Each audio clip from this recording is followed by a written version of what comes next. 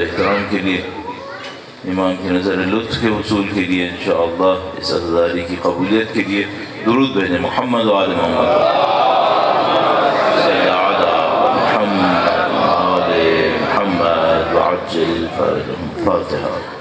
بسم اللہ الرحمن الرحیم إياك نعبد وإياك نستعين اهدنا الصراط المستقيم صراط الذين أنعمت عليهم غير المغضوب عليهم ولا الضالين. بار دیگر درود بھیجے گا محمد و آل محمد صلی علی محمد و آل محمد وعجل فرجهم.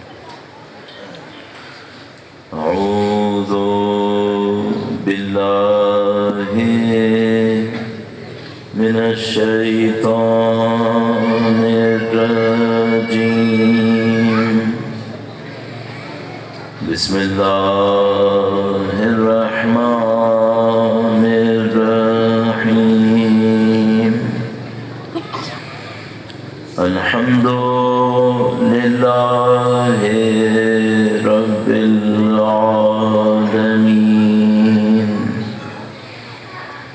والصلاة والسلام على سيد الأنبياء والمرسلين، حبيب إله العالمين أبي القاسم محمد صل على محمد وآل محمد وعجل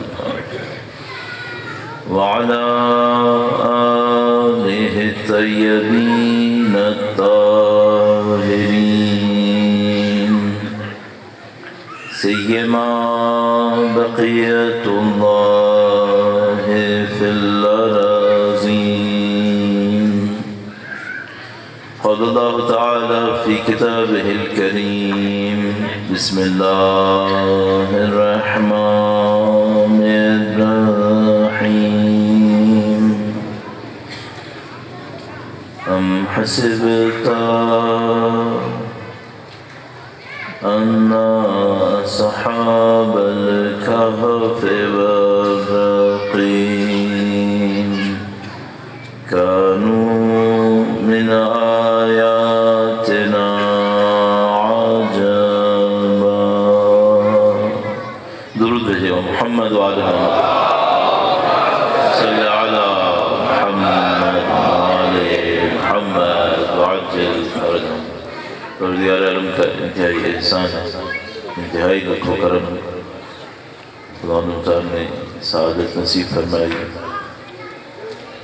خدا کا شکر ہے اس نے ہمیں قرآن و اہل بیت اطہار علیہ السلام کی رہنمائی نصیب فرمائی. اللہ کا شکر ہے اس نے ہمیں ذکر سید الشہداء کی سعادت نصیب فرمائی. بے پناہ شکر ہے اس نے ہمیں آخری امام کی امامت کے دور میں دنیا میں بھیجا، اور اللہ سے دعا کرتے ہیں خدایا ان کے ظہور کا دن دیکھنا نصیب فرما، ان کی نصرت کی سعادت نصیب فرما، اس راہ میں شہادت نصیب فرما. تمام دعاؤں کی قبولیت کے لیے بالاخص بعض مریضوں کی شفا کے لیے دعا کے لیے کہا گیا ہے. تمام مرضى کی شفا یابی کے لیے انشاءاللہ، اور جو بھی بے گناہ زندانوں کے اندر سب کی آزادی و رہائی کے لیے، آپ کی مشکلات کے حل کے لیے درود بھیجیں محمد و آل محمد صلی علی محمد و آل محمد وعجل فرجهم. بلا کسی تمہید کے وقت کافی گزر چکا ہے. خدا مطالعہ انشاءاللہ آپ کے اور منتظمین کے اجر و ثواب میں بے پناہ اضافہ فرمائیں انشاءاللہ. جب بھی ہم کسی دین کی بات کرتے ہیں ہم اور آپ فوراً اس بات کو قبول کر لیتے ہیں کہ کچھ چیزیں ہمیں ظاہر میں نظر آتی ہیں، لیکن جو ظاہر میں نظر آتا ہے وہ اختتام نہیں ہے، اس کے پیچھے بہت کچھ ہے. اگر کوئی شخص کہے کہ میں دین مانتا ہوں اور مادے کے سوا کچھ نہیں مانتا، اس کا مطلب ہے یہ دین مانتا ہی نہیں. دین ماننے کا مطلب یہ ہوتا ہے کہ آپ نے اس بدن کے پیچھے روح کو بھی مان لیا، آپ نے ان انسانوں کے علاوہ فرشتوں کو بھی مان لیا، آپ نے اس دنیا کے پیچھے خالق کو بھی مان لیا اور اس دنیا کے بعد آنے والی دنیاؤں سب کو آپ نے مان لیا۔ ان میں سے کوئی چیز مادی ہے کیا؟ سب کا سب غیر مادی۔ یہ جو غیر مادی حقیقت ہے، اس کو ماننا ایک معنی میں غیب کو ماننا یہی ہے۔ یؤمنون بالغیب، غیب پہ ایمان لاتے ہیں، یہی ہے۔ تو جیسے ہی میں اور آپ دین کو مانتے ہیں، اس غیب کو ہمیں اور آپ کو فوراً تسلیم کرنا ہوتا ہے۔ اب بلا کسی تمہید کے اور وقت گزارے مجھے میرے سامنے دین کا طالب علم ہونے کے ناطے ایک سوال آتا ہے، اس غیب سے میں نصرت کیسے حاصل کروں؟ میرے سامنے ایمان ہے۔ اچھا، اصل مسئلہ اور تھوڑا سا عرض کرتا ہوں، اور پھر جو میں آج پوری کوشش کروں گا کہ جسے کہتے ہیں ہم تمہید میں وقت نہ لگائیں، کچھ حل، کوئی عمل، کوئی نتیجہ۔ درود بھیجے گا محمد و آل محمد، صلی علی محمد و آل محمد وعجل فرج۔ ایک شکوہ کرتا چلوں، کل میں نے کہا درود بھیجتے وقت تھوڑا سا ہاتھ اٹھا، اللہ اکبر، ابھی تو قائل مرا بھی نہیں تھا، ابھی تو زندہ تھا، آپ نے اتنی جلدی عمل بھی چھوڑ دیا۔ کل تو آپ پھر تھوڑا سا ہاتھ اٹھا رہے تھے، آج تو وہ بھی نہیں اٹھا رہے۔ اہل بیت علیہ السلام صلوات، اللہم صلی علی محمد وآل محمد وعجل۔ دعا مانگتے وقت، درود پڑھتے وقت آپ دعا مانگتے نظر آئیں، یہ غلط بات ہے بھئی۔ اگر ہم نے کوئی ایسی بات کہی ہو جو صحیح نہ ہو تو آپ کے بزرگ بیٹھے ہیں، وہ ہم سے کہہ سکتے ہیں کہ بھئی مولانا کل آپ نے ایک بات کہی جو ہمارے خیال میں صحیح نہیں تھی، پوچھ سکتے ہیں۔ آپ نے تو پوچھا بھی نہیں کہ بھئی کل بات کہی تھی صحیح تھی یا غلط تھی، اس کا مطلب ہے صحیح ہوگی، صحیح ہوگی تو آپ عمل کیوں نہیں کر رہے تھے؟ اچھا، اگر آپ یہ سوچ رہے ہیں کہ بولنے والا بولتے رہے، کریں گے تو ہم وہی جو ہماری عادت ہے، میں ایک بات بالکل سکون سے آپ کی خدمت میں عرض کروں، سب کو چھوڑوں گا، جس نے بات سن لی، سمجھ لی، مان لی کہ صحیح ہے، پھر عمل نہیں کیا، اسے نہیں چھوڑوں گا، اسے نہیں چھوڑوں گا۔ آپ کو عمل کرنا ہے، بالکل۔ پروردگار انشاءاللہ ہم سب کو عمل کی سعادت نصیب فرمائے، اور ہم سب کو امام کی تشریف آوری کا جو عمل ہے اس میں سرخروئی نصیب فرمائے انشاءاللہ۔ درود بھیجیں محمد و آل محمد، محمد و آل محمد وعجل فرج۔ ہمیں رزلٹ چاہیے۔ ایک بات ہے، 1400 سال گزر گئے اولاد فاطمہ کی مظلومیت کی، کافی نہیں ہے، بڑا وقت گزر گیا، اب تو کچھ ہو جانا چاہیے۔ اب بھی ہم کچھ نہ کر پائے، ناانصافی ہے، اور بڑی قربانیاں دی لوگوں نے، واقعاً بڑی قربانیاں۔ کبھی آپ زندگی کی سختیوں سے گزر رہے ہوں، خدا آپ کو ہر قسم کی سختی پریشانی سے محفوظ رکھے انشاءاللہ۔ کبھی سختی پریشانی سے گزر رہے ہوتے ہیں، خاص کر کراچی میں ایک دور تھا جہاں پر بھی شاید گزرا ہوگا، ٹارگٹ کلنگ ہو رہی تھی، بڑا خطرناک ایک زمانے میں ٹائم آ گیا تھا۔ وہاں کراچی میں 2001 کی بات ہے، تقریباً ہر روز ایک نئی خبر آتی تھی۔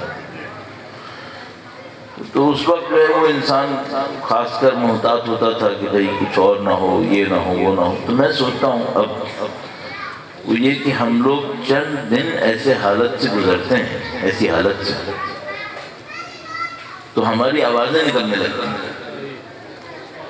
اہل بیت کے چاہنے والے صدیوں ان حالات میں رہے ہیں، صدیوں۔ یہ امام زادے جو پہاڑیوں کی چوٹیوں پہ دفن ہوئے ہیں، یہ پہاڑیوں کی چوٹیوں پہ کیوں رہ رہے تھے؟ یہ جنگلوں میں کیوں رہ رہے تھے؟ کراچی میں عبداللہ شاہ غازی پہاڑی کے اوپر بیویوں کے بعض مزار پہاڑیوں کے اوپر ہیں، بھائی شہروں میں کیوں نہیں رہ رہے تھے؟ اس بے کسی اور قسمہ پرسی کے باوجود اپنے دین کی تبلیغ کرتے رہے، اور اتنی مشقتوں، زحمتوں، قربانیوں، جانثاریوں کے بعد مجھ اور آپ تک یہ دین پہنچا ہے، اور انتظار ہو رہا ہے کہ ہم اور آپ اس دین پہ عمل شروع کریں تاکہ وہ آخری وارث تشریف لائیں۔ اب بھی میں اور آپ نہ کریں، اللہ اکبر، یہ معاملہ بہت سخت ہے۔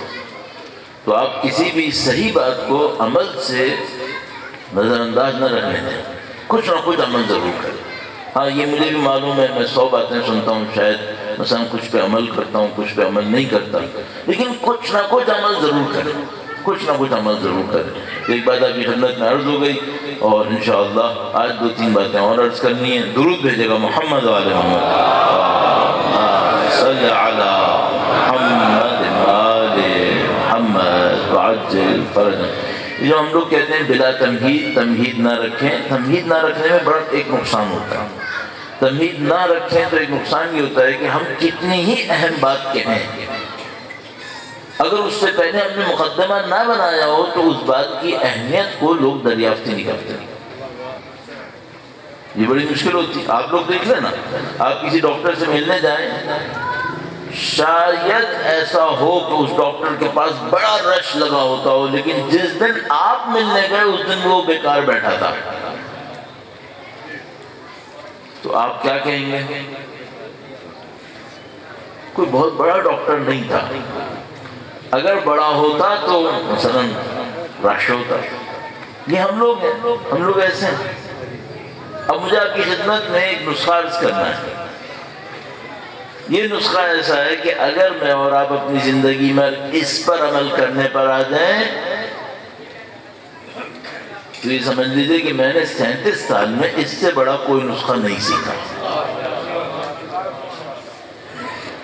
37 سال بڑی مدت ہوتی ہے، بچے پیدا ہو کے بوڑھے ہونے لگتے ہیں، اس سے بڑا نسخہ کوئی نہیں سیکھا۔ اب مسئلہ یہ ہے کہ اب تمہید نہ ڈالیں تب مسئلہ ہے، اور تمہید ڈالیں تو وقت ہی نہیں ہے، کہاں سے ڈالیں، وقت ختم ہو رہا ہے۔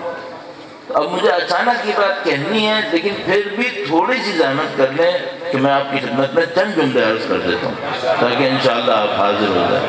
ایک بار پھر درود بھیجے گا محمد وعلی محمد، صلی علی محمد وعلی محمد عجل فرجا۔ ایک نسخہ تو وہی جو کل میں کہہ چکا ہوں، آج تھوڑا سا اصرار کر چکا ہوں۔ اگر کسی انسان کو اپنی زندگی کے اندر سعادت چاہیے، سعادت چاہیے، تو وہ اپنی زندگی میں درود کو اپنی زندگی کا حصہ رکھے۔ درود کو زندگی کا حصہ رکھے، کیا مطلب؟ ورد نہ بنائے، توجہ سے۔ اچھا، اب اگر میرا جیسے کوئی طالب علم یہاں پر بیٹھا ہو اور کہے کہ بھئی چلو کچھ ہمیں نسخہ بتاؤ، تو مثال کے طور پر ایک بڑا عجیب لمحہ ہوتا ہے جب دن تبدیل ہو رہا ہوتا ہے، جب صبح رات کے فرشتے جا رہے ہوتے ہیں، صبح کے فرشتے آ رہے ہوتے ہیں، جب دن کے فرشتے جا رہے ہوتے ہیں، رات کے فرشتے آ رہے ہوتے ہیں، تو ہر روز 2 دفعہ ہوتا ہے ایسا۔ کوئی ایسا ایک لمحہ پکڑ لیں اور اس میں 100 دفعہ درود پڑھا کریں، یا صبح کا رکھ لیں یا شام کا رکھ لیں، اور خوش قسمت ہوئے تو دونوں رکھ لیں۔ مثلا کتنی دفعہ درود پڑھیں، مرضی آپ کی جتنی مرتبہ پڑھیں، تو 100 دفعہ سے شروع کریں۔ آپ کہیں گے نہیں مولانا 100 دفعہ تو بہت زیادہ ہوتا ہے۔ جب بھی آپ کو کوئی عمل کہے نا، سب سے پہلے ایک کام کر لیا کریں، اس عمل کو کرنے کا ٹائم نوٹ کر لیا کریں، ہوتا کتنا ہے، تاکہ شیطان آپ کو دھوکہ نہ دے سکے۔ جو میں آپ کو 100 درود بول رہا ہوں نا، یہ آپ آہستہ آہستہ بھی پڑھیں گے تو مشکل سے 5 منٹ لگیں گے، آپ کی زندگی تبدیل ہو سکتی ہے۔ 2 لمحے میں نے بتا دیے، ایک وہ لمحہ جب صبح فجر سے پہلے، اور ایک وہ لمحہ جو شام میں مغرب سے ذرا پہلے۔ یہ بڑے حساس لمحے ہیں، تو آپ اپنی زندگی کے اندر اس کو بہت آسانی سے اختیار کر سکتے ہیں۔ انشاءاللہ خدا مجھے اور آپ کو عمل کی سعادت دے۔ درود بھیجے گا محمد وعلی محمد، صلی علی محمد وعلی وعجل فرجہ. پوری کوشش ہماری کیا ہے؟ پوری کوشش ہماری یہ ہے کہ ہم اپنے امام کی تشریف آوری کے لیے لوگوں کو اور اپنے اندر ایک تیاری دیکھنا چاہتے ہیں. اور سب تقریباً تھکے ہوئے ہیں، یعنی تھکے ہوئے اس معنی میں کہ بھائی مدتیں گزر گئیں، صدیاں گزر گئیں، اب تو ظہور ہو. اب تو ظہوروں کا مطلب کیا ہے؟ اب تو کچھ کر لو، اب تو کچھ کرو. تو کچھ کرنے کے لیے کیا تھا؟ ایک چھوٹا سا نسخہ آپ کی خدمت میں عرض کیا. اب ایک اور مسئلہ ہے، وہ یہ کہ بھائی دین جب تک لوگوں کے کام نہیں آتا دین پہ عمل نہیں ہوتا. صاف بات ہے، بالکل صاف بات. معذرت کے ساتھ یہ تھوڑی سی کم ہمت والی باتیں لگیں گی، لیکن میں ایک بالکل صاف بات کہہ دیتا ہوں. لوگ کب دین پہ عمل کرتے ہیں؟ جب تک ان کے لیے کارآمد ہوتا ہے. جب معاشرے کو یہ پتا ہو دین ہمارے کام آ رہا ہے، لوگ اس پہ عمل کرتے ہیں. جب لوگوں کو یہ سمجھ میں آنے لگے نعوذ باللہ تعالی غلطی سے کہ دین کام نہیں آ رہا، عمل بند ہو جائے، عمل بند ہو جائے. بینک دنیا میں کون سے چلیں گے جو لوگوں کو فائدہ دیں گے؟ بزنس دنیا میں کون سے چلیں گے جو لوگوں کو فائدہ دیں گے؟ تو قرآن اس اصول کو مانتا ہے یا نہیں مانتا؟ کو قرآن مانتا ہے. وَأَمَّا مَا يَنْفَعُ النَّاسِ فَيَمْكُثُ فِي الْأَرْضِ. وہ زمین پہ باقی رہے گا جو لوگوں کو فائدہ پہنچائے گا. میں آپ سے ایک سوال پوچھتا ہوں، آپ کا دین آپ کے کام آ رہا ہے؟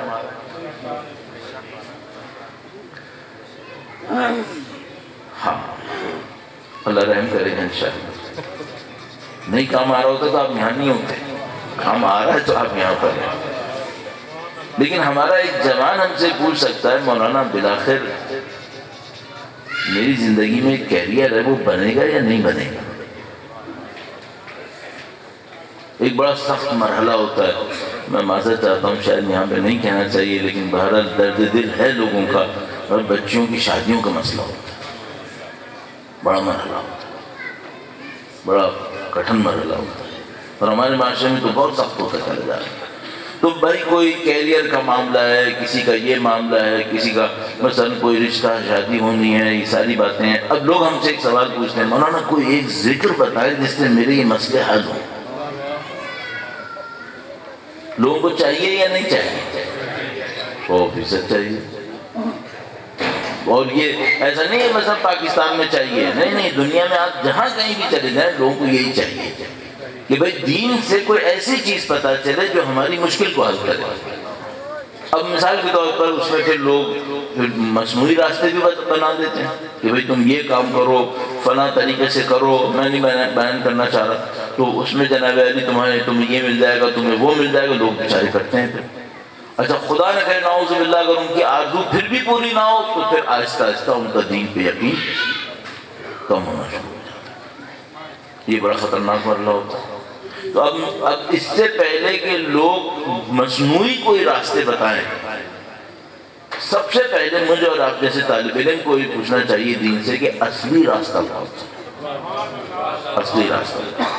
اچھا یہ میں آپ کو گارنٹی سے کہہ رہا ہوں کہ دین کبھی بھی آپ کی کسی مشکل پہ یہ نہیں کہے گا میں حل نہیں کر رہا تم بے دینوں سے لے لو. یہ دین نہیں کرے گا. کیوں؟ دین کامل ہے.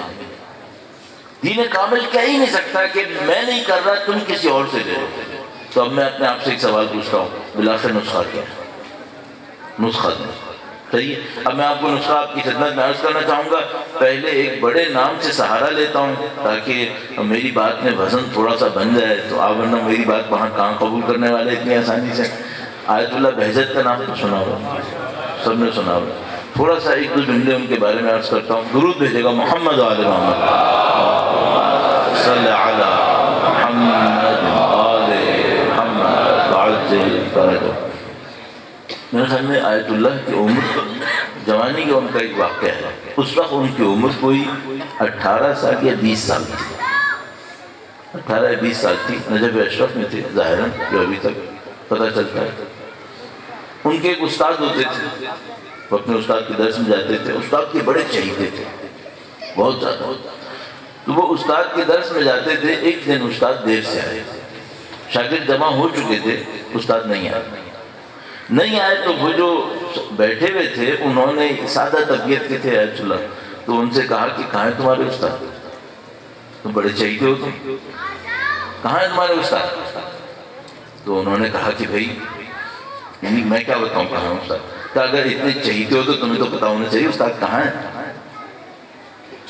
تو انہوں نے سر جھکایا اور کمنٹری کرنا شروع کی کہ اب استاد اپنے گھر کے اس کمرے میں، اب یہ کرنا ہے، اب دروازے سے نکلے، اب اس گلی سے گزرے، اب یہاں پہ ہوئے، یہ استاد آ گئے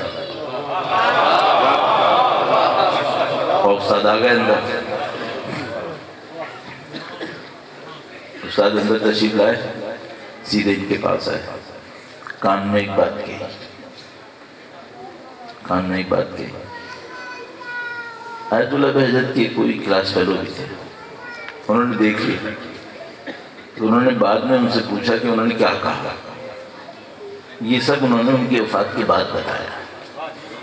کہا استاد نے ان سے آ کر کہا تھا آج تو یہ مذاق کر لیا، آئندہ سے نہیں کرنا. تو انہوں نے پوچھا یہ تھا کیا؟ کہا کہ 18 سال کی عمر تک پہنچنے سے پہلے وہ سید الشہداء سے 20 تحفے لے چکے تھے. ان میں سے ایک یہ تھا کہ کہیں بھی بیٹھ کے کچھ بھی دیکھ سکتے تھے. اللہ اکبر، 18 سال کی عمر تک. اچھا ہم نے جب ان کو دیکھا ہے، ہم اور آپ جیسے لوگوں نے موبائل پہ ادھر یا ڈائریکٹ، ہمیں تھوڑا سا ڈائریکٹ دیکھنے کی بھی سعادت مل گئی قوم میں ہونے کی وجہ سے. تو ان کی عمر مثال کے طور پر 90 سال کے قریب ہو رہی ہوگی. جس کو 18 سال کی عمر میں 20 تحفے مل گئے تھے، 90 سال میں کہاں پہنچے ہوئے ہوں گے؟ بات صحیح ہو گئی. اب 90 سال کی عمر میں پہنچ کر وہ آپ کو یہ کہیں کہ میں تمہیں دنیا اور آخرت کی کامیابی کا ایک نسخہ دیتا ہوں.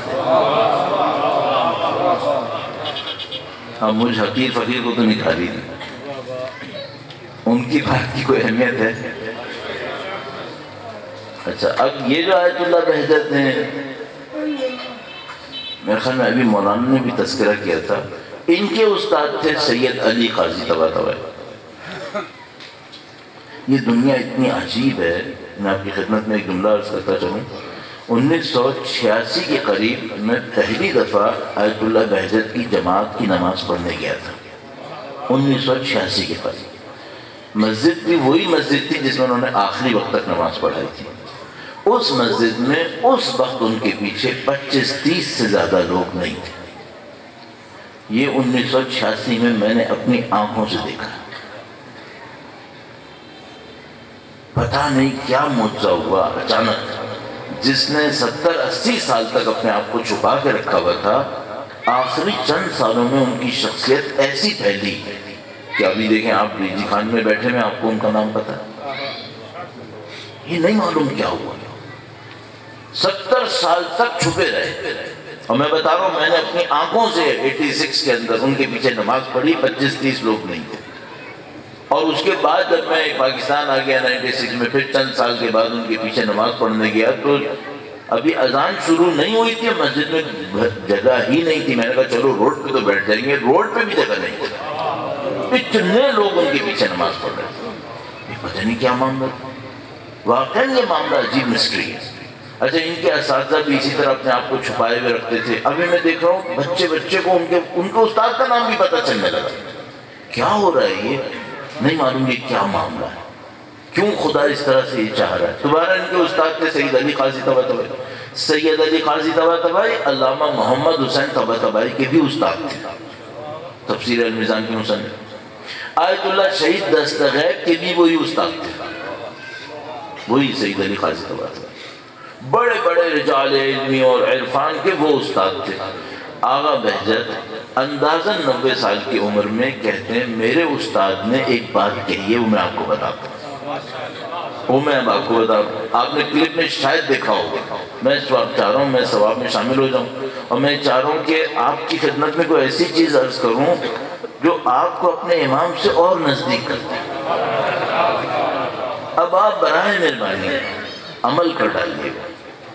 برائے خوشنود یہ کہیں میں آل محمد بلند تر صلوات. اللهم صل على محمد آل محمد وعجل فرجہ. بہت آسان ہے. آیت اللہ قاضی طباطبائی سے منقول آیت اللہ بہجت مرحوم علی اللہ مقام شریف بیان کر رہے ہیں، اور وہ کہہ رہے ہیں میرے استاد نے یہ کہا کہ جو شخص اول وقت نماز پڑھ لے، جو شخص اول وقت نماز پڑھ لے، اگر معنوی اعلیٰ معنوی مقامات تک نہ پہنچے تو مجھے لعن کرے. اللہ. جو شخص اول وقت نماز پڑھ لے، اس کی عادت بنا لے، اور اعلیٰ معنوی مقامات، میں اردو کے ترجمے میں اعلیٰ کو ڈال رہا ہوں، معنوی مقامات نہیں، اعلیٰ معنوی مقامات. انہوں نے آیت اللہ بہجت میں بھی یہی کہا، اعلیٰ معنوی مقامات تک نہ پہنچے تو مجھے لعن کرے. اچھا، جو شخص انٹرویو لے رہا تھا وہ ہوشیار آدمی تھا. اس نے کہا کہ آغا یہ جو اول وقت پڑھے یہ توجہ سے پڑھے تو یہ ہوگا، یا بغیر توجہ کے پڑھے پھر بھی ہو جائے گا؟ بھئی نماز کیسے پڑھنی چاہیے؟ تو اس نے کہا آغا توجہ سے پڑھے اول وقت تب یہ ملے گا، یا توجہ نہ کر پائے پھر بھی مل جائے گا. تو آغا نے جواب میں کہا کہ اگر توجہ سے پڑھے تو ویسے ہی پہنچ جائے گا. اس نسخے کی خوبی یہ ہے کہ توجہ نہ بھی دے سکے تب بھی پہنچ جائے گا. اب ہم لوگوں کی مشکل کیا ہوتی ہے؟ ہم لوگ نماز پڑھنا شروع کرتے ہیں، اللہ اکبر ادھر کہتے ہیں، اللہ اکبر ادھر کہتے ہیں، نماز ختم. یہ ہم سب کی مشکل بنی ہوئی ہے. تو بھائی ابھی میں آپ کو کہوں بھائی اول وقت نماز پڑھنے میں یہ اثر ہے، آپ کا دل فوراً کھٹکے گا مجھے نہیں ملنے والا. کیوں؟ میں توجہ سے کہاں پڑھتا ہوں میں. تو انہوں نے کہا نہیں، توجہ نہ بھی دے سکے تب بھی یہی ہوگا، تب بھی یہی ہوگا. اچھا اب کرنا کیا ہے؟ بہت سادہ کرو. بھئی اس وقت مثال کے طور پر آج مغرب کا وقت ڈیرہ غازی خان میں شاید 5:34 تھا شاید. آپ کچھ ایسا کام کریں کہ فقہ میں یہ دیکھیں کہ اول وقت کتنے منٹ تک رہتا ہے، اتنے منٹ کے اندر اندر اپنی نماز پڑھ لیں. اچھا اگر آپ یہ کہیں کہ مولانا جماعت تھوڑی دیر سے ہوتی ہے، ظہر میں یہ معاملہ آتا ہے، ظہر کا وقت تقریباً مثلاً 12:10 ہوگا، 15 منٹ ہوگا، اور جماعت ہوگی 1 بجے 1:15 بجے، آپ جماعت کے انتظار میں دیر کر لیں، وہ مسئلہ نہیں ہے. جماعت کے انتظار میں اگر کوئی دیر کرے وہ مسئلہ نہیں ہے، وہ اس کو کمپنسیٹ کر لے گا. باقی کیا کرے؟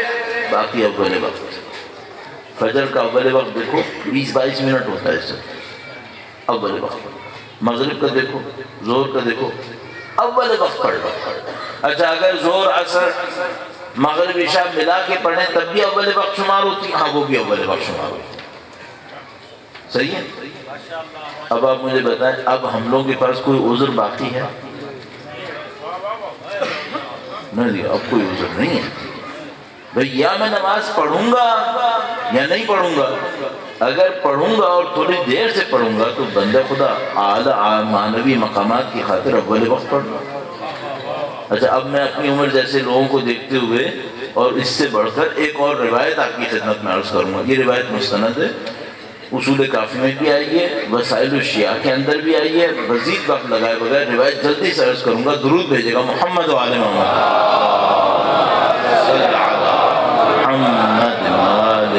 محمد وعجل. بڑی بڑی چیزیں دماغ میں آتی رہتی ہیں. مثلا آپ ہم سے کہیں گے مولانا ہم لوگوں کی زندگی میں یہ مسائل ہیں وہ مسائل ہیں، آپ ہمیں حل بتائیں.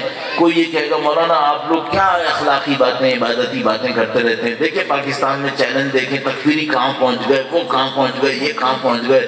تیسرا کہے گا مولانا غربت کا تو آپ لوگوں کو پتہ ہی نہیں نا، آپ لوگ تو اپنی زندگی میں گھومتے رہتے ہیں، آپ کو کیا پتا غربت کیسے کہتے ہیں. بندے خدا ہم انسان نہیں ہیں کیا؟ ہمیں نہیں پتا کہاں رہ رہے ہیں. لیکن کیا دین تمہارے نام پہ تبدیل ہوگا کیا؟ نہیں، دین وہی ہے، دین کے حل بھی وہی ہے. آپ چاہ رہے ہیں آپ کی مرضی سے حل اترے گا، نہیں آپ کی مرضی سے نہیں حل اترے گا، یہ خدا کی مرضی ہے. اس نے حل یہاں رکھا ہے۔ آغا بہجت نے، کسی نے پوچھا آغا بہجت سے، آغا صاحب بہت معذرت چاہ رہا ہوں، کسی نے کہا کہ میں جوان ہوں، میری شادی نہیں ہو پا رہی، میں کیا کروں؟ تو آغا نے کہا کہ تم اول وقت نماز پڑھو، خدا تمہاری شادی بھی اول وقت کروا دے۔ پھر انہوں نے لکھا جواب میں کہ جو شخص اول وقت نماز پڑھے گا خدا اس کے سارے کاموں کو اول وقت کروائے گا، سارے کاموں کو اول وقت کروائے گا۔ کاش کاش کاش ایسا ہوتا جیسے ہم لوگ اپنے بچوں کو ABC سکھاتے ہیں نا، وہ سکھائیں، اچھا ہے برا نہیں ہے، الف بے پہ سکھاتے ہیں، کاش ایسا ہوتا ہم بچے کو بالغ ہونے سے پہلے اول وقت نماز پڑھنا سکھاتے تھے، اس کی دنیا اور آخرت کی مشکلات حل ہو جاتی، یہ اتنا نہیں رگڑتا جتنا اب رگڑنا پڑ رہا ہے، یہ حل ہو جاتا ہے مسئلہ۔ اب جب میں اپنی جیسی عمر پہ آ جاتا ہوں، بھائی میں نے جو عمر گزارنی تھی تقریباً ہو گیا جو ہونا تھا، اب تو ہم ویسے جب اتنے پہ آئے تھے تو موت کی باتیں کرنا شروع کر دیتے ہیں، تو ابھی تو لوگ مجھے وارن کرتے ہیں کہ بھائی زیادہ موت کی باتیں نہیں کرو، کچھ جوان بھی بیٹھے ہیں بیچارے، ان کو زندگی گزار لینے دو۔ دیکھیے اب جیسے موت کا چیلنج ہوتا کیا ہے؟ موت کا چیلنج ہے ملک الموت، ملک الموت چیلنج ہے کہ آسان کام ہے کیا؟ آسان کام ہے، دیکھو جو مر رہے ہوتے ہیں ان کے چہروں کے اوپر دیکھو بعد وقت کیا ہوتا ہے۔ تو یہ جو موت کا لمحہ ہے یہ کیسے آسان ہوتا ہے؟ اور سب سے بڑا چیلنج دیکھیں، ابھی مولانا آپ کی خدمت میں بہت جملہ اچھا فرمایا، کئی جملے بہت اچھے فرمائے انہوں نے، تو انہوں نے یہ کہا کہ بھئی جو موت ہوتا ہے نا یہ خلاصہ ہوتا ہے پوری زندگی کا۔ ہر ایک کی آرزو، ہم جتنے لوگ یہاں بیٹھے ہیں سب، مرد عورت بچے جو بھی سمجھتے ہوں، سب کی ایک آرزو زندگی میں رہتی ہے، وہ کیا؟ موت اچھی آئے، موت اچھی آئے۔ اب موت اچھی کیسے آئی ہے؟ چیلنج کیا ہے موت میں؟ ملک الموت، ملک الموت۔ مجھے ایک روایت یاد آ رہی ہے، میں وہ روایت آپ کی خدمت میں عرض کر دوں۔ ایک بار پھر درود بھیجے گا محمد وعلی محمد، صلی علی محمد وعلی محمد وعجل فرج۔ اچھا میں صرف ایسی بتانے کے لیے آپ کی خدمت میں عرض کر رہا ہوں، میری جو یونیورسٹی کی ایجوکیشن ہے وہ پولیٹیکل سائنسز میں تھی۔ اچھا پولیٹیکل سائنسز میں ہونے کی وجہ سے انٹرنیشنل ریلیشنز پر، انٹرنیشنل اکانومی کے اوپر اس پہ بھی ہمیں پڑھنا پڑتا تھا، اسٹریٹجک اسٹڈیز وغیرہ وغیرہ۔ تو میں کئی سال سے ایک پروگرام کیا کرتا تھا جس میں پولیٹیکل افیئرز، کرنٹ افیئرز کے اوپر ڈسکشنز ہوتے تھے، ملکوں کی اکانومی کے اوپر۔ یہ جو گلوبل ریسیشن آیا اس کو ہم نے پہلے سے جو کچھ بیان کرنے کی کوشش کی۔ تو آپ میں سے کوئی یہ نہیں سوچے گا اس مولوی کو نہیں پتا دنیا میں کیا چل رہا ہے، یہ ذرا اللہ کا واسطہ بھی مت سوچنا، اور بوڑھا ہو گیا ہوں ان باتوں کو کرتے کرتے، صحیح ہے۔ تو ابھی میں کیونکہ موڈ میں نہیں ہوں نا یہ ساری باتیں کور کر کے، مجھے آپ کو نسخے کی طرف لے کے جانا ہے۔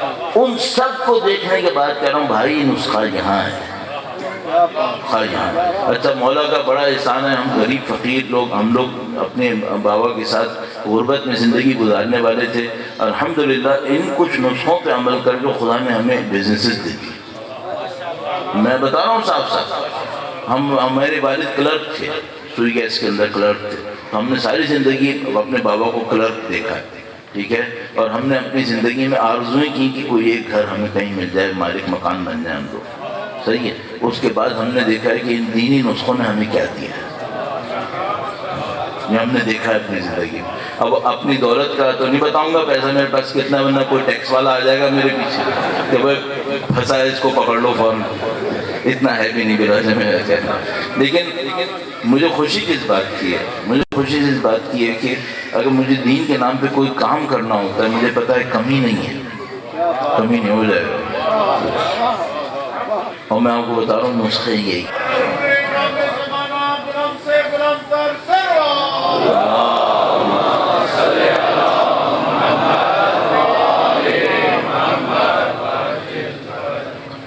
ایک بار پھر درود بھیجے گا محمد وعلی محمد، محمد وعلی محمد وعجل فرج۔ ملک الموت سے ڈر لگتا ہے؟ الٹی باتیں مت کرو، لگتا ہے، سب کو لگتا ہے، سب کو لگتا ہے۔ یہ جتنے بولتے ہیں نہیں لگتا، وہ تھوڑی سی موت دیتے کہتے ہیں خدا اتنی جلدی نہیں، اتنی جلدی نہیں۔ بہت سے ڈر لگتا ہے سب کو. کچھ کو اس سے ڈر لگتا ہے کہ دنیا سے جا رہے ہیں, کچھ کو اس سے ڈر لگتا ہے کہ کل حساب کتاب دینا پڑے گا. لیکن ڈر سب کو لگتا ہے, ایسے نہیں کوئی نہیں لگتا. کیا نسخہ ہوا؟ بہت سادہ نسخہ روایت میں آیا ہوا ہے. اول وقت نماز پڑھ لو. ملک الموت کہہ رہے جو اول وقت نماز پڑھ رہا ہوتا ہے اس کو ایمان کی گواہی میں خود سکھاتا ہوں. اور فرمایا کہ نہا عنہ ابلیس, یہ ملک الموت خود ابلیس کو وہاں سے بھگا دے گا, خود بھگا دے گا. صحیح. آپ کو یہ پروٹیکشن چاہیے, آپ کو پروٹیکشن چاہیے. دنیا چاہیے, اول وقت پڑھ لو. آخرت چاہیے, اول وقت پڑھ لو. دنیا میں کاموں کو جلدی جلدی نبٹوا لینا ہے, اول وقت پڑھ لو. ہمارے کاموں کا خدا حافظ ہے انشاءاللہ. صحیح. تو یہ بہت اہم بات تھی. اب مجھے ایک بات پتہ ہے, ہم لوگوں کی زبان میں اتنی طاقت نہیں ہے, اتنی طاقت نہیں ہے. تو ہم جہاں کہیں بھی جاتے ہیں وہاں کچھ لوگ عمل کرتے ہیں, کچھ لوگ عمل نہیں کرتے. مثلا کتنے فیصد عمل کریں تو ہم یہ کہیں گے کہ معذرت کے ساتھ ٹرپ کامیاب گیا, سفر کی کہنا لگا, 2 دن 3 دن لگ گئے, آنا جانا کامیاب ہوا. کتنے پرسنٹ عمل کریں تو میں کہوں کہ کامیاب ہو گیا. میں نے ہمبل ٹارگٹ رکھا ہوا ہے, تو میں کہتا ہوں کہ اگر 15% نے بھی عمل کر لیا بہت ہے. اب آپ کے ہاتھ میں باقی آپ کے ہاتھ. آپ کو دنیا اور آخرت کی کامیابیوں کے لیے جو آسان ترین راستہ مجھے سمجھ میں آ سکتا تھا, ایزان محترم, وہ میں نے آپ کی خدمت میں عرض کر دیا. پہلا درود تھا اور دوسرا یہ اول وقت نماز. ایک مسئلہ اور آپ کی خدمت میں عرض کرنا ہے, آپ کی زحمت تمام درود بھیجے گا محمد و آل محمد,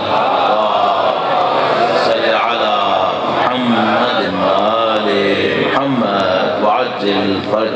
اب اس میں دنیا بھر کی آپ مشکلات شامل کر لیں جو ہم سے ہر وقت پوچھتے رہتے ہیں لوگ, ہمیں بھی پیش آتی رہتی ہیں. ہم بھی سب یہی کر رہے ہوتے ہیں, ہم بھی اور کیا کرنا ہے, ہم بھی یہی کریں مشکلات کو حل کرنے کے لیے, زندگی کے لیے. تیسری بات جو آپ کی خدمت میں عرض کرنی ہے, یہ بھی بہت سادہ سی بات ہے.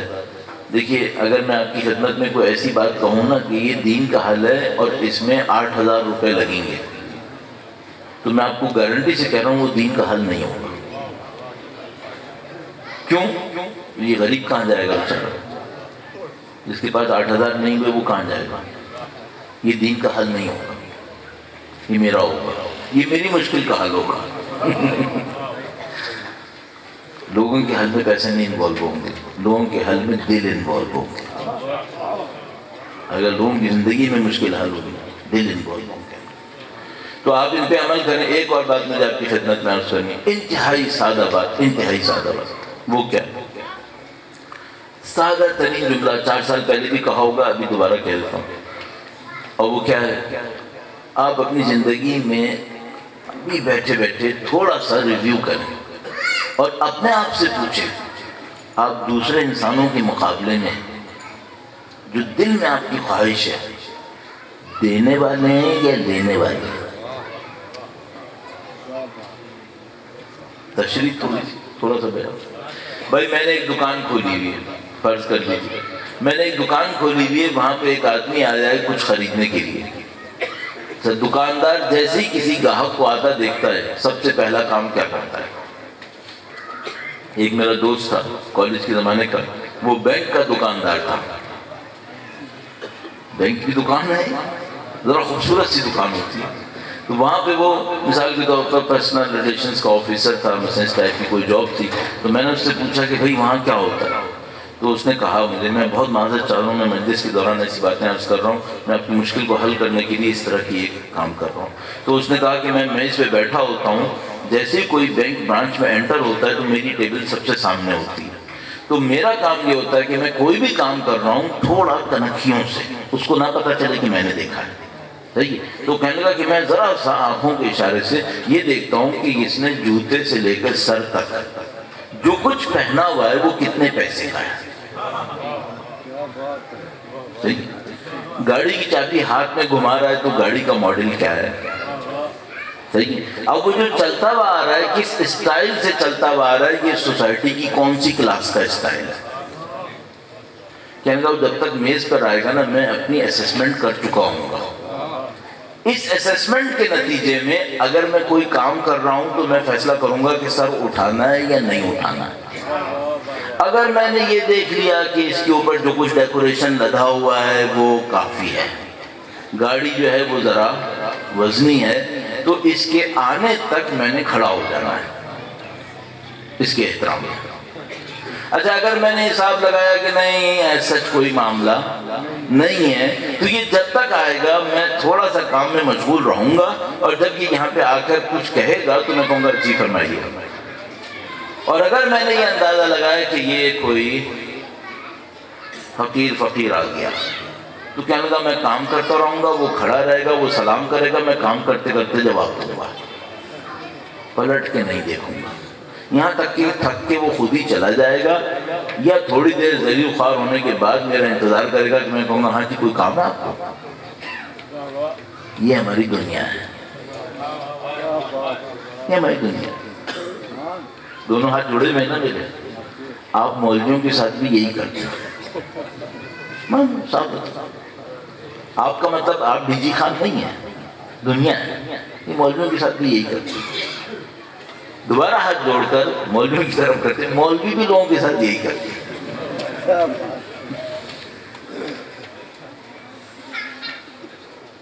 چاہے دیندار ہوں چاہے بے دین ہوں, سب دنیا دار بنے ہوئے. اب مجھے بتاؤ اس میں برکتیں آئیں گی کیا؟ نہیں, اس طرح برکتیں نہیں آتی. برکتیں کیسے آتی ہیں؟ برکتیں کیسے آتی ہیں؟ بہت سادہ سے ایک کام. جیسے میں نے دکان لگائی ہوئی ہے, سینیریو چینج, میں نے دکان لگائی ہوئی ہے, بندہ میری دکان میں آ رہا ہے, غریب ہے, فقیر ہے, کیسا بھی ہے, مجھے اپنے ذہن میں ایک بات سوچنا ہے, کیا میں اس اللہ کے بندے کی کوئی کام آ سکتا ہوں؟ بس یہاں سے شروع کرو.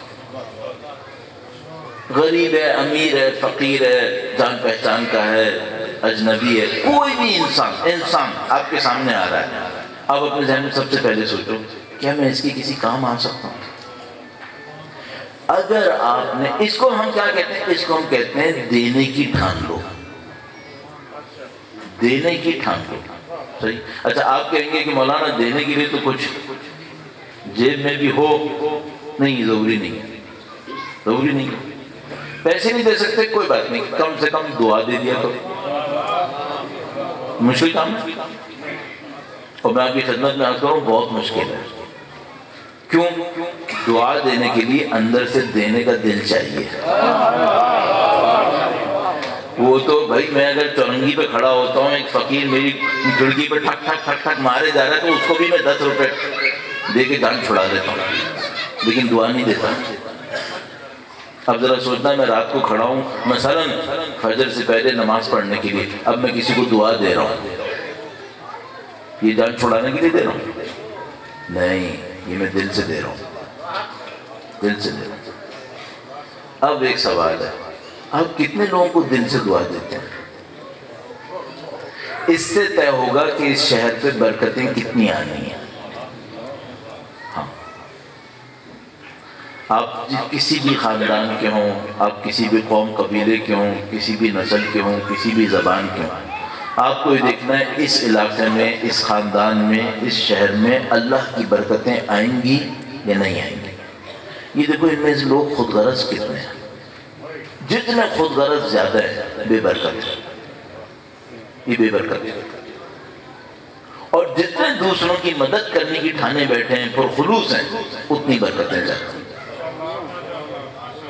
اب یہ جو میں نے آپ کی خدمت میں آخری بات عرض کی نا, اس کو ہم کہتے ہیں, بعض ہوتے ہیں نا جو چیزیں ایسی ہوتی ہیں جو بہت مشکل سے ملتی ہیں, تو اس کو کہتے ہیں ریئر کموڈیٹیز. یہ آج کی دنیا کی نایاب چیزیں ہیں, آج کی دنیا میں نہیں ملتی. آج حساب کتاب ایک ہی لیول پر ہے. اب مجھے آخری جملہ جو آپ سے عرض کرنا ہے, مجھے ایک بات بتاؤ, یہ جو خود غرض اس طرح کی کیلکولیشن کرنے والا انسان ہے, یہ امام کی نصرت کرے گا؟ یہ ظہور کا سبب بن رہا ہے, یہ غیبت کا سبب ہے. اب بتاؤ ظہور کیسے ہوگا؟ ظہور کیسے ہو؟ اب آپ مجھ سے کہیں مولانا ہمیں مشکلات ہے، بھائی مشکلات کا حل بھی یہیں پر ہے، اور ظہور سب سے بڑا مشکل کا حل ہے، وہ بھی حل یہیں پر ہے۔ اب اس آخری بات کو ایک اور 2-3 جملوں میں اور بس جلدی جلدی عرض کرنا ہے، آپ بات سمجھ چکے ہیں اور میں آپ کو جو کہنا تھا وہ کہہ چکا ہوں، بس آخری اس کو سم اپ کرنا ہے۔ درود بھیجے گا محمد وآل محمد، صلی علی محمد وآل محمد وعجل خیر۔ سادہ سے کام کرنا ہے آپ نے۔ آپ جب بھی کسی انسان سے ملیں، آپ کے اپنے خاندان میں ہو، باہر ہو، کوئی بھی ہو، اجنبی ہو، جان پہچان جو بھی ہو، اچھا آپ یہ کہیں گے مولانا میں جانتا ہوں یہ بہت برا انسان ہے، بھائی صرف ایک بات سوچ لینا، ہماری بھی بہت ساری برائیوں کو اس خدا نے چھپایا ہوا ہے۔ دوسروں کو اتنا مت چلاؤ، ہماری بھی بہت ساری برائیوں کو خدا، اس نے ہماری 100 برائیاں دیکھی، نہیں بتایا لوگوں کو، ہمیں کسی کی ایک برائی سمجھ میں آ جاتی ہے۔ اس کی ستاریت کو چیلنج مت کرو، معاملہ خراب ہو جائے گا۔ ہاں، ستاریت کو چیلنج نہیں کرو۔ آپ کیا کریں، جس کسی سے ملیں اپنی زندگی کے اندر، سب سے پہلے یہ سوچیں کیا میں اسے کچھ دے سکتا ہوں؟ آپ یقین مانیں آپ کی زندگی آسان ہوگی۔ اچھا آپ کہیں گے مولانا نہ میرے پاس علم ہے، نہ میرے پاس طاقت ہے، نہ میرے پاس پیسہ ہے، میں دینے کے لیے کچھ رکھتا ہی نہیں ہوں۔ صحیح ہے، 2-3 چیزیں عرض کروں گا۔ سب سے پہلے یہ سوچو مجھے ہمدردی دینی ہے، نہ پیسہ چاہیے، نہ طاقت چاہیے، نہ علم چاہیے، کچھ نہیں چاہیے، ہمدردی دینی، نمبر 1۔ نمبر 2 مجھے دعا دینی، مجھے اسے دعا دینی۔ نمبر 3 مجھے اس کی اچھائی کو سوچنا ہے، مجھے اس کی اچھائی کو سوچنا ہے۔ آپ یقین مانیں اگر آپ نے اس نسخے پر عمل کرنا شروع کر دیا، اللہ اکبر، یہ محلہ، یہ شہر کہاں پہنچ جائے گا۔ ہم اور آپ نصرت کریں گے امام کی انشاءاللہ، اور یہ اسی طرح سے ہونا ہے۔ آیت اللہ خمینی کے جو بہت بڑے علم عرفان میں استاد تھے، میں آخری بات کہتا تھا، پھر ایک چیز آ گئی، اب میں کوشش کروں گا یہ بالکل آخری آپ کی زحمت تمام کروں۔ آیت اللہ خمینی کے علم عرفان میں بہت بڑے استاد تھے، آیت اللہ شاہ آبادی نام کرتے۔ آیت اللہ شاہ آبادی اتنے بڑے استاد تھے کہ آیت اللہ خمینی نے زندگی بھر صرف ایک آدمی کو استاد کامل کہا ہے، کامل استاد۔ وہ لکھتے تھے میرے کامل استاد، ہمارے کامل استاد، صرف ایک بندے کو پوری زندگی کے اندر، وہ آیت اللہ شاہ آبادی تھے۔ آیت اللہ شاہ آبادی کا مقبرہ مولا شاہ عبد العظیم کے روضے کے احاطے کے اندر ہے، کبھی جائیں وہاں پہ آپ فاتحہ پڑھ سکتے ہیں۔ آیت اللہ شاہ آبادی اپنے کچھ شاگرد تربیت کر رہے تھے معنویات کے اندر، معنویات کے اندر، اور وہ جو تربیت کر رہے تھے ان میں سے کوئی دینی طالب علم نہیں تھا، دکاندار تھے، سارے دکاندار تھے۔ اور ان میں سے ایک دکاندار ایک موقع پر آتا ہے اور کہتا ہے کہ آغا آج میں ایک جماعت پڑھنے گیا، وہاں پہ ایک ایسا واقعہ ہوا، مجھے سمجھ نہیں آیا وہ کیا رہا ہے۔ انہوں نے کہا کیا ہوا؟ کہنے کہ میں نے دیکھا کہ اس آدمی نے جن کے پیچھے میں نماز پڑھ رہا تھا، تکبیر پڑھائی اور مائک کے اوپر نماز لگا کے خود چلا گیا۔ کہنے لگا لوگ جماعت میں کھڑے ہیں، وہ بندہ خدا غائب ہے۔ کہنے کہ پھر تھوڑی دیر کے بعد واپس آیا، کہا اللہ اکبر، رکوع میں گیا، رکوع کا ذکر شروع کیا، پھر غائب۔ امام جماعت کیا تھا، وہ بھاگتا تھا آتا تھا، بھاگتا تھا آتا تھا۔ یعنی مجھے سمجھ نہیں آیا کہ میں اس آدمی کو جا کر کیا کہوں کہ تم میں اتنی سعادت نہیں ہے، صلاحیت نہیں، تو تم جماعت کیوں کرا رہے ہو، کم سے کم کھڑے تو رہو یہاں پر۔ تو انہوں نے کہا کہ مبارک ہو، آپ کی برزخی آنکھیں کھل گئی ہیں۔ وہ بندہ وہیں پہ کھڑا تھا، آپ اس کی روح دیکھ رہے تھے۔ یہ بندہ دکاندار تھا جس کو یہ موقع مل گیا تھا۔ اچھا یہ ان کا دکاندار شاگرد یہاں تک کیسے پہنچ گیا بھائی؟ نہ نجف کا پڑھا ہے نہ قم کا پڑھا ہے، وہ وہاں تک کیسے پہنچا؟ تو اس کی کہانی تھی، دکاندار ان کی درس اخلاق سن سن کے پریشان ہو گئے، بڑے پریشان ہوئے کہ آقا ہر وقت ڈانٹتے رہتے ہیں، موت موت موت، ڈانٹا۔ تو ایک دن آئے وہ سب ان کے پاس، انہوں نے کہا، ایک گروپ آیا اور کہا کہ آقا ہم لوگ آپ کی ڈانٹ سن سن کے اپنی دنیا سے تھک گئے. ہاں آپ ایسا کریں ہم سب کو قم بھیج دیں. ہم دکانوں کو تالے لگا رہے ہیں, آپ ہمیں قم بھیجیں, ہم طالب علم بنیں گے, معنویات عرفانیات پہ جائیں گے. اب آپ کیوں اتنا ہمیں ڈانٹا؟ آپ سمجھ میں ہماری زندگی ختم ہو گئی. کہا نہیں میں یہ نہیں کہہ رہا. کہا تو پھر وہ جو آپ کہتے ہیں اعلیٰ معنوی مقامات وہ ہمیں کیسے نصیب ہوں گے؟ تو میں نے کہا میں تم سے 3 کام کہہ رہا ہوں, اگر تم یہ کر لو نصیب ہو جائے گا. 3 کام کہہ رہا ہوں, یہ کر لو اعلیٰ معنوی مقامات نصیب ہو جائیں گے. کہا اچھا بولیے. کہا پہلی بات تو یہ کہ میں اذان دوں مسجد میں, پھر گھروں سے نہیں نکلنا, اول وقت مسجد میں ہونا, اول وقت نماز پڑھنا. پہلی بات. دوسری بات, بھائی میری بات کا برا نہیں مانیے گا, نہ کوئی مطلب لیجیے گا, مجھے آپ کے ہاں نہیں رکنا ہے. دوسری بات یہ کہ تم لوگ خمس سال میں 1 دفعہ نکالتے ہو, آئندہ سے مہینے مہینے نکالنا. مجھے تفصیل نہیں پوچھنا, ختم معاملہ. نمبر 3, کہا اجنبیوں جاننے والا ہو, قیمت پتہ ہو یا نہ پتہ ہو, کسی کو مہنگا نہیں بیچنا, اپنا تھوڑا سا مارجن رکھ کے لوگوں کو بیچ دینا. کوئی بے وقوف بھی تمہارے پاس آئے اس کو بھی دھوکہ نہیں دینا. جتنے کی چیز ہے اتنے کی بیچنا, چاہے نہ جانتا ہو تب بھی دھوکہ نہیں دینا. اگر تم نے یہ 3 کام کر لیے تمہاری معنویت کا میں ذمہ دار.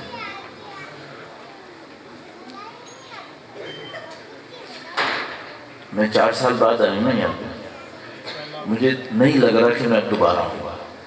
صاحب بتا آگے خدا نے چاہ تو آ جانا, مجھے نہیں لگ رہا. صحیح, مجھے اپنے دل میں یوں لگ رہا ہے کہ میں آپ کے سامنے یہ باتیں کہنے کے لیے آیا ہوں. اب میں نے اپنی طاقت لگا دی جو میرے پاس تھا, میرے پاس چلتا نہیں ہے. صاف بات تھا. اب آپ کا کھاؤ, حل آپ کو دے دیے, ساری چیزیں عرض کر دی. آپ کے ہاتھ میں کتنا آپ عمل کریں گے کتنا آپ عمل نہیں کریں گے. آپ کریں گے میرے لیے بھی بھلائی, آپ کے لیے بھی بھلائی. نہیں کریں گے سوال بن گیا ہے آپ کے لیے. اللہ انشاءاللہ ہم سب کو عمل کی سعادت نصیب فرمائے. درود بھیجے گا محمد وآل محمد, صلی علی محمد آل محمد وعجل فرج. جب بھی مجلس پڑھ کے باہر جاتا ہوں, کل بھی ایسے ہی ہوا, میرا دل اندر سے ڈوب رہا ہوتا ہے, اس بات پہ ڈوب رہا ہوتا ہے پتہ نہیں میں نے لوگوں کا وقت ضائع کیا, کیا کیا میں نے, بات پہنچائی نہیں پہنچائی, یہ جس طرح سننا چاہتے تھے وہ تو نہیں تھا, اب جو کچھ کہا وہ اثر ہوا نہیں ہوا, بڑا دل ڈوبتا ہے. تو کل میں اپنے بھائی سے بھی کہہ رہا تھا, میں نے کہا بھائی یہ اسی جو دل ڈوبنے کی وجہ سے میں نہیں جاتا ہوں, کہ میں دل ڈوبتا ہے کہ آپ پتہ نہیں لوگ کس بیچارے کچھ سیکھنے آئے تھے, سکھا پائے نہیں سکھا پائے, طریقے سے کہا نہیں کہا, کیا کیا ہم نے. تو واقعاً خوف زدہ ہوتا, واقعاً خوف زدہ ہوتا کہ پتہ نہیں لوگوں کا وقت ضائع ہوتا ہے کیا ہوتا ہے. آپ انشاءاللہ بس قبول فرمائیں انشاءاللہ, اور خدا تعالی ہم سب کو اپنے نبی کی پناہ نصیب فرمائے, نبی کی پناہ نصیب فرمائے. میں نبی کی پناہ حاصل کرنے کے لیے ایک اور نسخہ سیکھا, جلدی سے وہ بھی بتا دوں. ہر نماز چاہے واجب چاہے مستحب, رکوع یا سجدہ درود پڑھنا ہے, جلدی ہو جلدی نہ ہو, میں نے اپنی زندگی میں طے کر لیا. اب جلدی ہو یا نہیں ہے, رکوع سجدہ واجب مستحب, ہر نماز کے اندر ہر رکوع ہر سجدے میں کم سے کم 1 درود پڑھنا ہے. اور اس کے پیچھے میری نیت کیا ہے, میں خدا سے صرف ایک نیت کر رہا ہوں اس میں, اور میں خدا سے کہہ رہا ہوں خدا میں تیرے نبی کا ذکر کر رہا ہوں, مجھے تیرے نبی کی امان نصیب ہو, نبی کی امان چاہیے. رحمت اللہ ان کے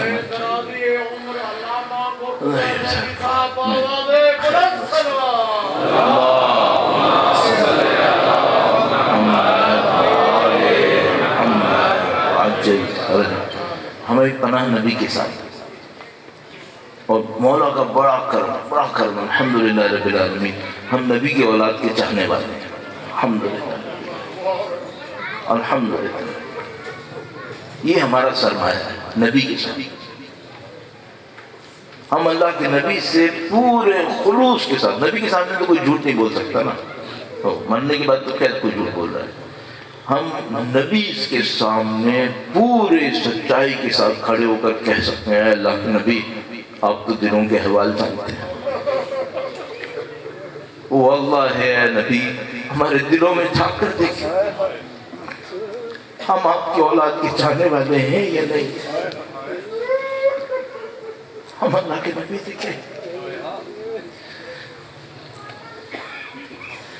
جس پہ ہمیں الحمدللہ رب العالمین فخر ہے، وہ یہ کہ ہم نبی کی اولاد کے چاہنے والے ہیں۔ اور یہ خدا نے ہمارے اوپر احسان کیا ہے کہ ہمیں نبی کی اولاد کی محبت میں رونا نصیب کر دیا، خدا نے ہم پر احسان کیا۔ اللہ کا نبی بھی چاہتا ہے کہ ہم اپنی زندگیوں میں جب گڑ گڑا کے روئیں تو اس کی اولاد کی محبت میں روئیں۔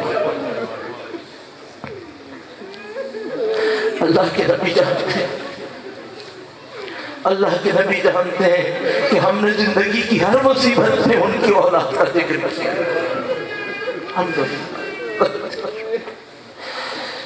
آپ سید الشہداء کے نام پہ تشریف فرما ہے۔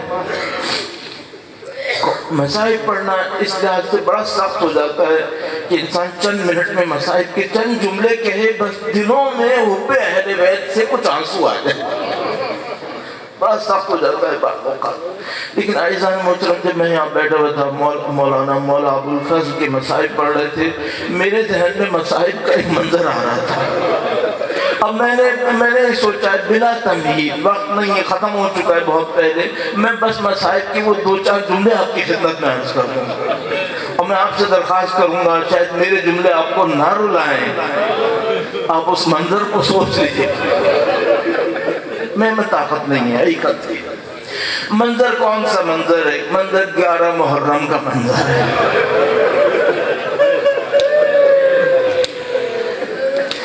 مولانا نے بیویوں کا تذکرہ کیا تھا،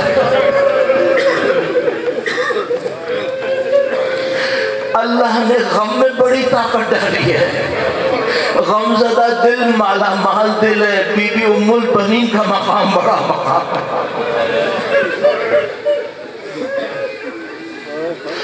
بیویوں کا بڑا مقام ہے۔ 11 محرم کا دن آیا، ان ظالموں نے اہل بیت کے قافلے کو جان بوجھ کر مقتل کے سامنے سے گزارا۔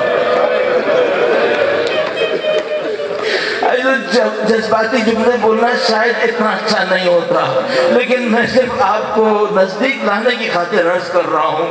آپ میں سے جن لوگوں نے کسی جوان کا لاشا اٹھایا ہوگا نا، اس کو پتا ہوگا کہ اگر بھائی جوان کا لاشا سامنے ہو، اور دیکھو صاف سی بات ہے، ہم لوگ تو مار دینا، ہم لوگ ذرا دلوں کے سخت لوگ ہیں، لیکن کسی بہن سے پوچھوں کہ بھائی کا لاشا سامنے ہو،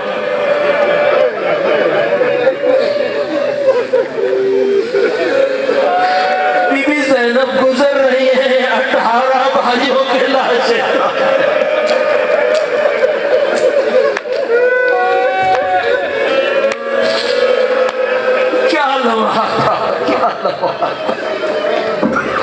بی بی نے اپنے آپ کو ہماری سے گرا لیا۔ وقت کے امام نے زیارت ناہیہ میں اس جملے کا ترسیہ پڑھا ہے، بی بی نے اپنے آپ کو لاشے کی طرف بڑھایا، مولا سید الشہداء کے لاشے کی طرف نہیں، سید الشہداء کے لاشے پہ ماتم کرنا شروع کیا۔ عزیز و مسائل مختصر کرنے کی خاطر میں تذکرہ نہیں کر رہا کہ سید الشہداء کی صاحبزادی وہاں موجود تھی، کوئی تذکرہ نہیں ہو پائے گا۔ بی بی تشریف لائی سید الشہداء کے جنازے پر۔ ماتم کی قیمت کی بات کرنا چاہ رہا ہوں، ماتم کی قیمت کتنی ادا کی گئی ہے، کتنی قربانیاں دی گئی ہیں۔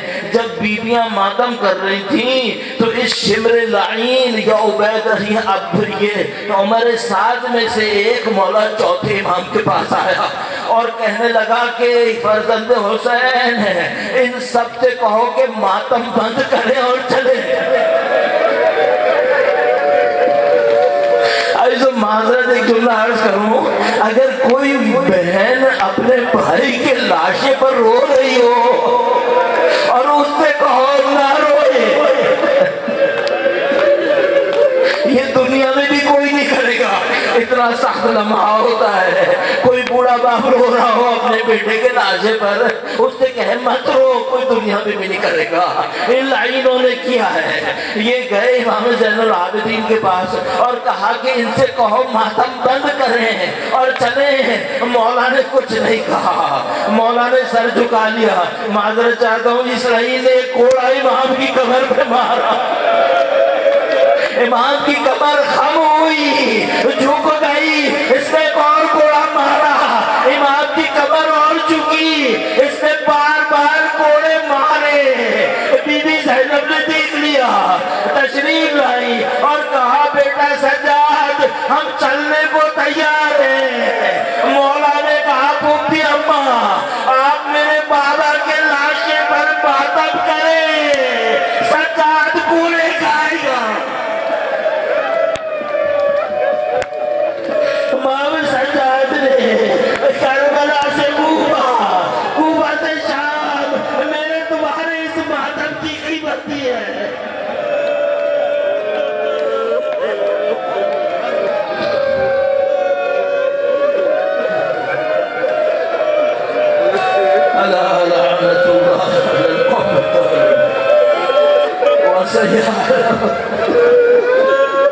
آخری جملہ عرض کروں گا، میں نے صرف پڑھا